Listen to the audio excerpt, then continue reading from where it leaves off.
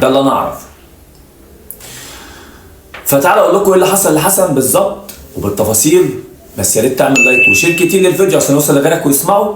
ويا ريت يا ريت يا ريت الناس تشير الفيديو على قد ما تقدر عشان نقدر نجيب حق حسن، دي رغبة اهله.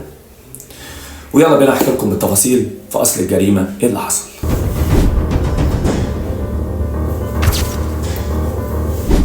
حسن زي ما قلت لكم مش زوايده، بيشتغل سواق توك توك. المفروض ان هو كان مركب ناس معاه من المنطقه اللي هو ساكن فيها الموقف بتاعه، ورايح بيهم لمنطقه تانية جنب منهم اسمها الرحمه. والمفروض هو بيوصل الناس دي، حصلت مشكله معاه. كان في واحد تاني راكب توك توك جنب منه وواحد قاعد جنب منه اللي هو في الزق يعني في الصوره قدامكم دوت اللي ظاهر.